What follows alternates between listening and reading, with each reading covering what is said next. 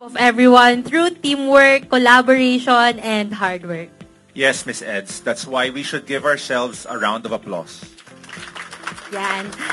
Worth the praise nga tayong lahat because everyone contributed to the success of our organization. At dahil dyan, let us now proceed to our praise awarding ceremony. As part of our anniversary celebration, we're honored to present the Program on Awards and Incentives for Service Excellence or PRAISE here at the Office of the Vice President. Established by the Civil Service Commission, PRAISE serves as a reminder of the values we uphold in public service. It celebrates those who go above and beyond, acknowledging the hard work and dedication that each of us brings to our roles. PRAISE is more than just an awards program. It's about fostering a culture that values excellence, teamwork, and commitment to service. When we recognize each other's efforts, we strengthen our sense of pride and purpose, and we're motivated to continue making a meaningful impact on the lives of the people we serve. Today, we will be conferring the Loyalty and Service Awards, honoring those who have shown unwavering dedication and commitment over the years. These awards reflect not just years of service, but the deep impact that each recipient has made within our organization. It's a true privilege to celebrate their milestones, as each award represents a legacy of hard work and a commitment to public service excellence. So, as we move into these award segments, let us celebrate not only the achievements, but also the commitment, loyalty, and service that inspire us all to continue reaching new heights. May we request our dear Vice President Sara Z. Duterte, Director Rosalyn L. Sanchez, and Director Norman B. Baloro for the awarding of the Loyalty and Service Awards.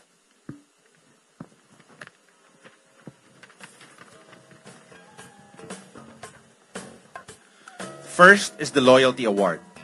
The Loyalty Award is conferred to all officials and employees who have rendered at least 10 years of continuous and satisfactory service to the Office of the Vice President. Our first awardee is Ms. Teresita A. Guillermo of the General Services Division, who has rendered 10 years of service to the Office of the Vice President.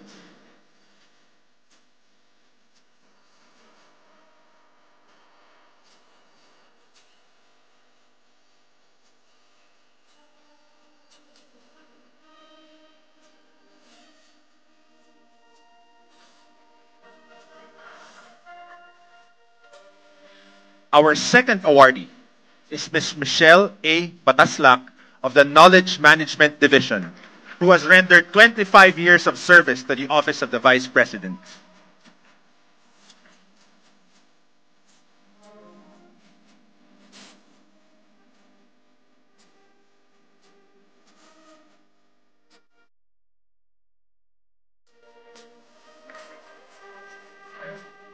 Our third awardee is Ms. Elena B. Garcia of the Cash Division, who has rendered 30 years of service to the Office of the Vice President.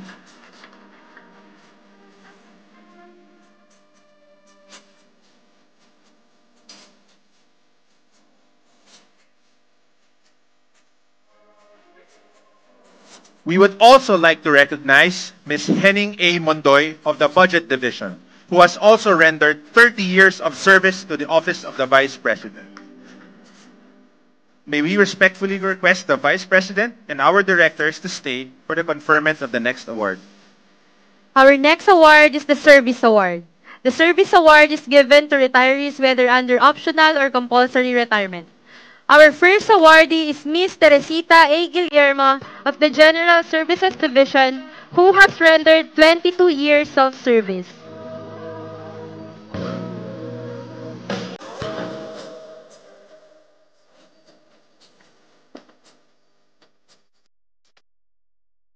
Our second awardee is Ms. Jocelyn B. Pesana of the Internal Audit Division, who has rendered 30 years of service.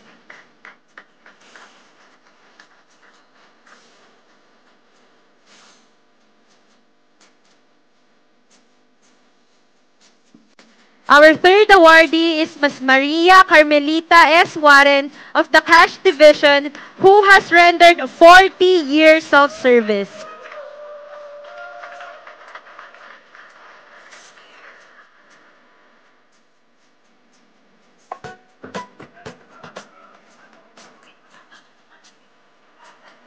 Thank you so much, VP Sara, our directors, and to all awardees, you may now take your seats. We also recognize the unwavering service of the following employees. Mr. Samson G. Oreo of the General Services Division, who has rendered 28 years of service. Ms. Victoria B. Palma of the Cash Division, who has rendered 30 years of service. And Ms. Aniseta C. Puzon of the Cash Division, who has rendered 38 years of service. Congratulations to our awardees. May you continue to be an inspiration to everyone and hopefully leave a legacy not just here in the office of the Vice President, but to all the Filipino people you have served. And right now, let's proceed to the next part of the program. Our next part of the program is the conferment of the Gawad Makabansa ng Tanggapan ng Pangalawang Pangulo. The Gawad Makabansa ng Tanggapan ng Pangalawang Pangulo is an initiative by the Office of the Vice President to honor Filipinos who demonstrate exceptional acts of service and heroism. This award recognizes individuals whose selflessness and courage have significantly impacted their communities. 2 outstanding individuals will be honored based on nominations from the Office of the Vice President's satellite offices. The project aims to inspire greatness, foster community pride, and showcase Filipino excellence globally. Before we announce the winners, let us please direct our attention to the screen.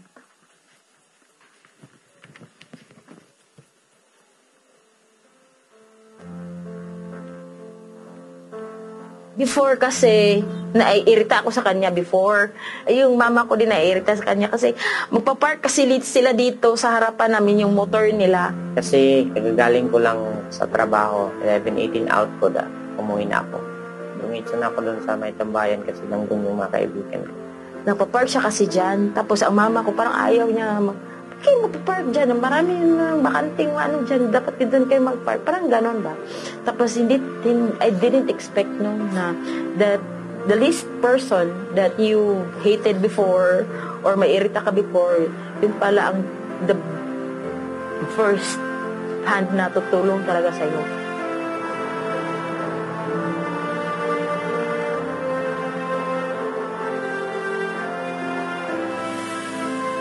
May babaeng sumisigaw na sunog. Kasi maitim na yung usok. Tumakbo ako papunta doon.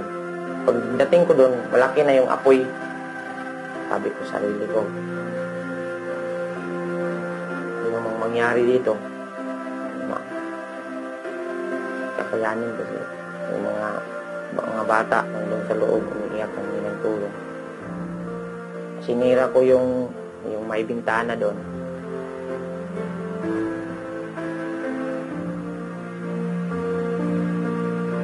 Dito na banda, usok na. Hindi na makita na ang mukha nila. Iyak na lang ang dinig mo. Hindi ko na nakita kung nasan sila. Pero yung boses ko, yun na lang pinangawakan ko na. Baka lumapit sila. At the time, yung 19 years old, nakagilap ko. So, hinawakan ko yun. Tapos bumaba na ako. Sabi ko sa sarili ko, wala na. Hindi na kaya kay yung usok, apoy, lakas na talaga. Noong una, naisip ko talaga na wala na, isa lang ang masig ko kasi yung apoy, papunta na doon sa pintana na sinira ko. May iyak pa man na narinig, bubuhay pa talaga. Pinalikan ko kasi di kaya ng konsensya.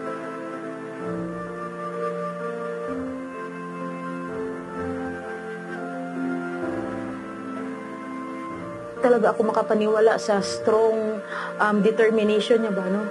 As in, napakatapang niya na bata. Hindi niya kakilala, hindi niya kamag-anak, pero naglakas loob talaga siya na i-save ang mga bata.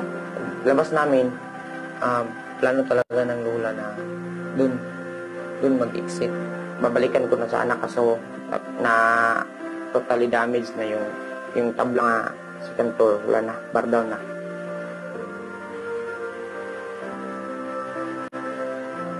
Na-save niya ang 3 buhay ng anak ko Although hindi niya na-save ang mama ko, pero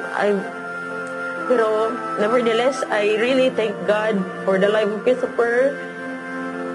Kasi, kung wala siya, wala talaga. Parang 4 na buhay mamuwala sa akin.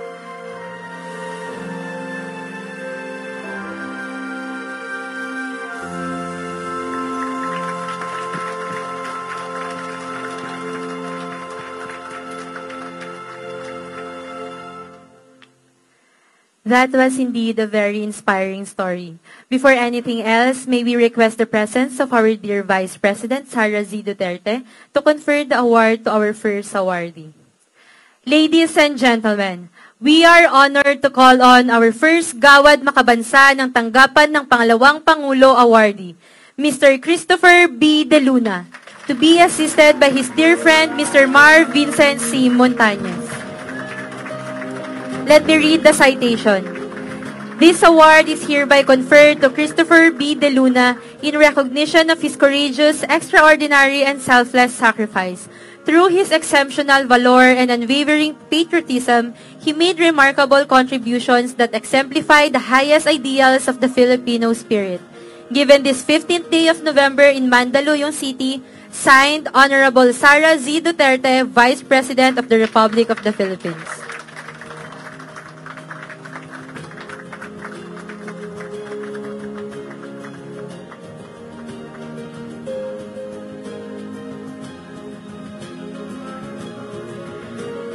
Thank you very much, VP Sara and Mr. De Luna.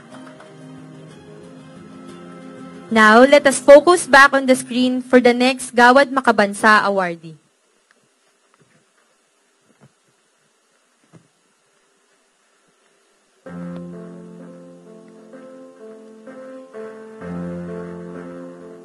Nung pumunta kami doon sa beach, low tide pa. Mababaw pa. Hindi naman malalim, hindi naman katakot-takot.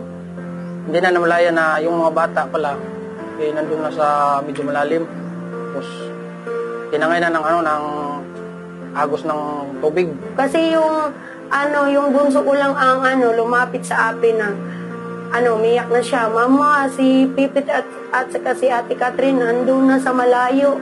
Nanghingi sila ng tulong kasi muntikan na talaga na maano sa ilalim.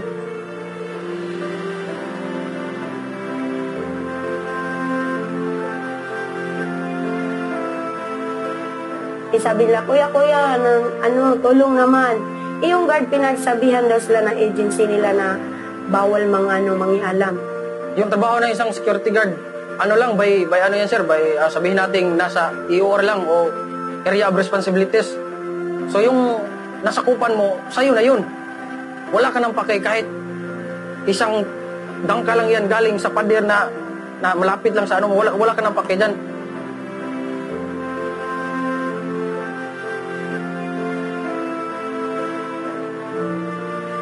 Hindi siya lifeguard, pero nagawa niyang mag-rescue ng buhay ng isang tao na muntika ng sa malunod.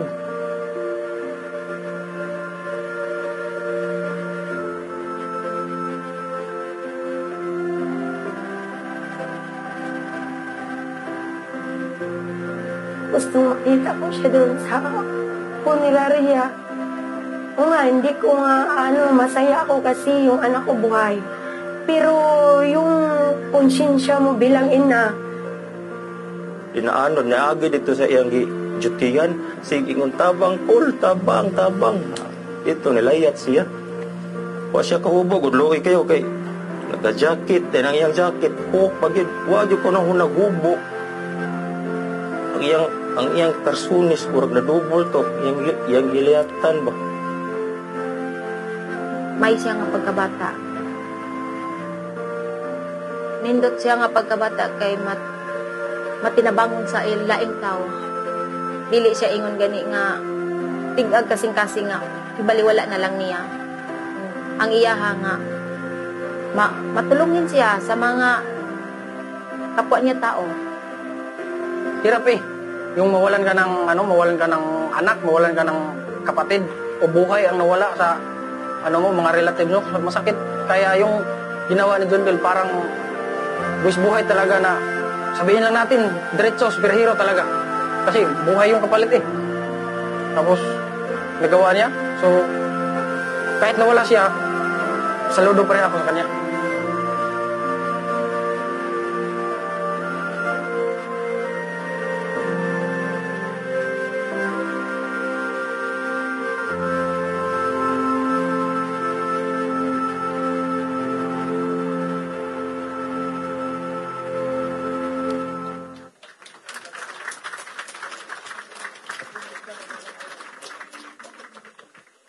May we respectfully request for a moment of silence to honor Mr. Jundel P. Escorel.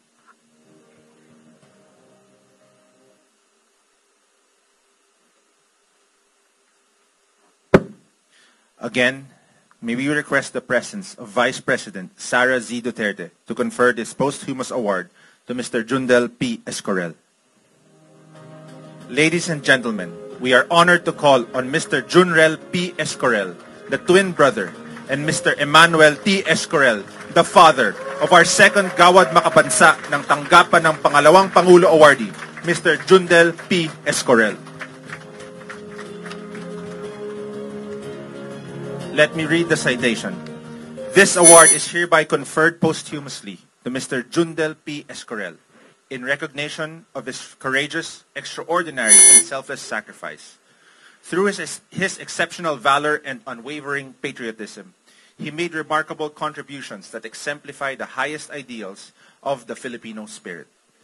Given this 15th day of November in Mandaluyong City, signed, Honorable Sara Z. Duterte, Vice President of the Republic of the Philippines.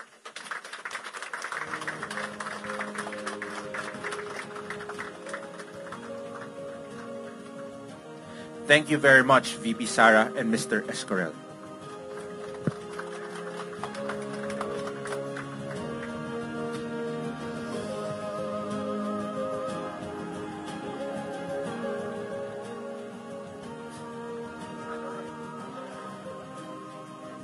Congratulations once again to our Gawad Makabansa ng tanggapan ng pangalawang Pangulo Awardees. Ms. Eds, this year's theme is Yugto, continuing 89 years of legacy in nation building. Yugto, which means chapter, is really timely for our anniversary theme and celebration. We may have celebrated and ended another chapter, but we are also looking forward to a bright new chapter for the office of the Vice President. That's correct, Attorney John. And speaking of chapter and reminder, alam nyo ba na maglalabas ang ating opisina ng coffee table book? So let's direct our attention to the screen for our teaser video of the Office of the Vice President Coffee Table Book.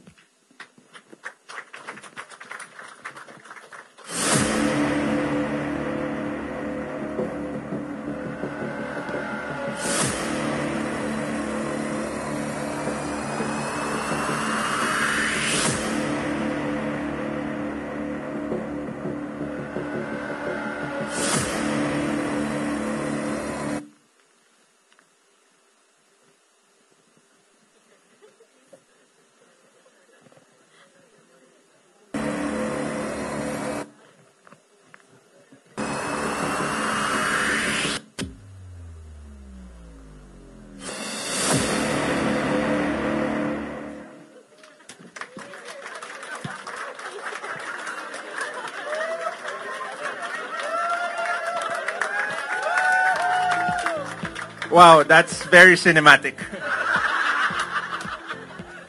I think everyone got fired up because of the teaser video. Yes, Attorney John. Dahil na-excite na tayo, excited na ba kayo for next year's anniversary? Yes!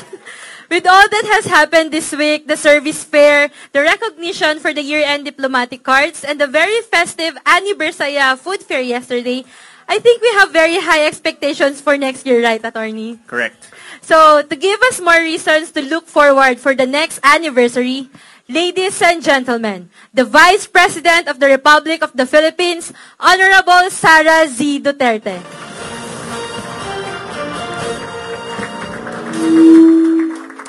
Thank you. Please take your seats. Mga kababayan, ladies and gentlemen, assalamualaikum warahmatullahi wabarakatuh. Madayaw, maayong adlaw kaninyong tanan. Magandang araw sa inyong lahat. May buntag, Red.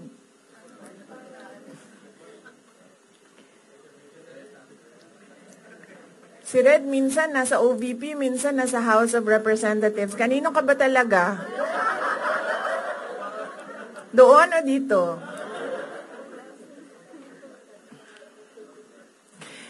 Let me greet all our hardworking men and women in the Office of the Vice President with a happy and meaningful celebration of our 89th founding anniversary. I am delighted to join you today as we gather in thanksgiving for all the gains that the OVP has achieved to improve the lives of our people and reach our kababayan in far-flung areas. The OVP continues to serve as an institution of the people, by the people, and for the people. Let us take this time to recognize the valuable efforts of remarkable organizations and individuals who embodied selflessness in uplifting the lives of others, driving positive change in their respective communities, and serving as beacons of inspiration among their peers. Allow me to convey my sincerest gratitude and congratulations to all the awardees of the Gawad Makabansa ng tanggapan ng Pangalawang Pangulo.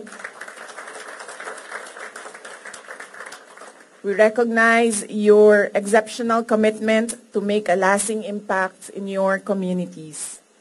The untiring efforts you have demonstrated are a testament to your perseverance to serve without reservation, bearing in mind the improved welfare of your people and your communities. I also express my heartfelt gratitude to this year's awardees of the Praise Loyalty Service Incentive Award. We honor your invaluable contributions which have strengthened our commitment to upholding a responsive and accessible public service. Thank you for your legacy of integrity and hard work. Lastly, I take this moment to wholeheartedly thank all of you in the central office, the satellite offices, and extension offices of the Office of the Vice President. Today, we celebrate all the laudable acts of generosity and compassion you have shared with your kababayan and even to your colleagues in the Office of the Vice President. The continuing success of our agenda for socio-civic development through the medical and burial assistance, Pansarap program, Libreng Sakay, You Can Be VP, Pagbabago, A Million Learners and Trees campaign will continue to propel our mission to serve no matter what adversity lies ahead.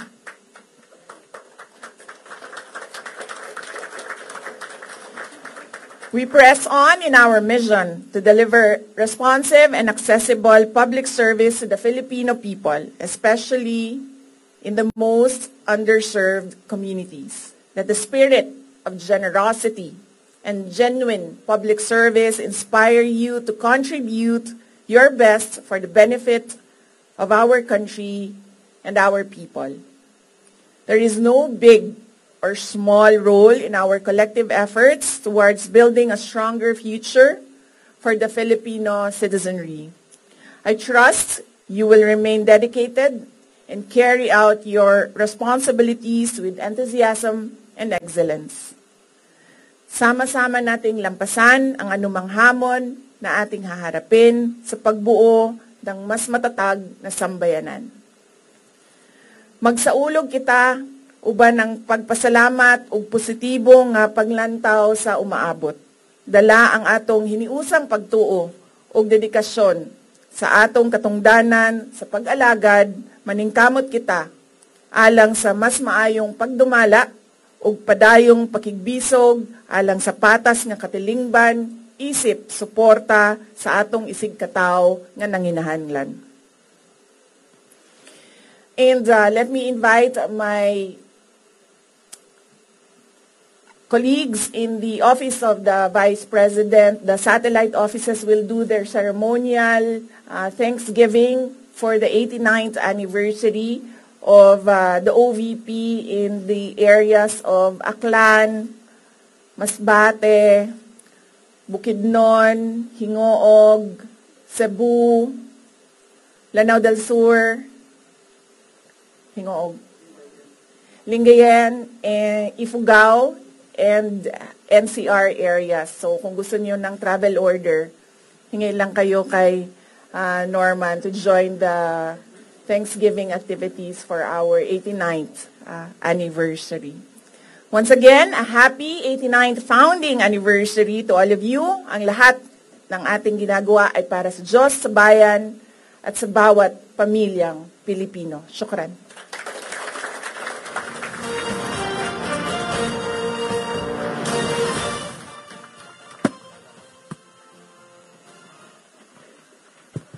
Daghang salamat, VP Sara. But of course, we will not end this program without a little surprise. HRDD, together with the Anniversary Secretariat, prepared a little memento for us to remember our 89th anniversary celebration.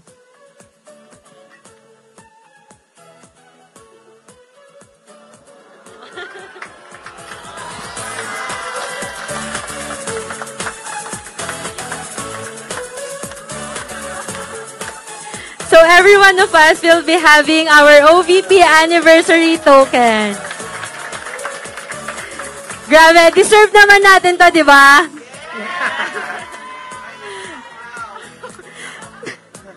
Thank you so much to everyone who is behind this. Thank you for celebrating with us our 89th OVP anniversary celebration. And now may we request everyone to please stand for the singing of the OVP hymn.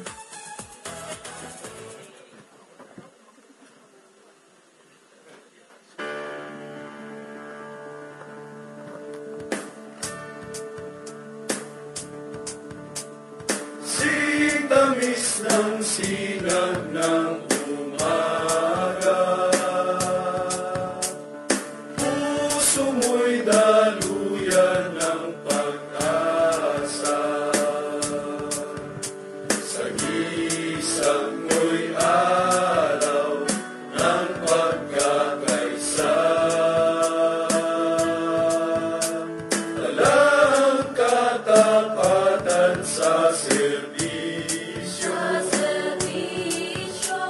pag-ibig sa mamamayang Pilipino, sa paglinang ng kultura, ika'y kasama ko. Sulong tanda pa na ang dalawang Pangulo, ikaw ay sandigan ng bawat Pilipino. Sulong hawak kamay, ika'y aming gabay, tungo sa ninanais naming taguan. Sulong tanggapan na ang dalawang Pangulo, ikaw ay sandigan ng bawat Pilipino. Sulong hawak kamay, ika'y aming gabay, tungo sa ninanais naming tagumpay. Tungo sa ninanais naming tagumpay.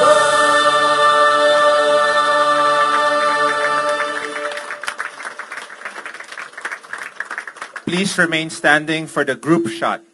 We will also have an opportunity for the OVP anniversary group photo. For the sequence, we will respectively call your ODUs.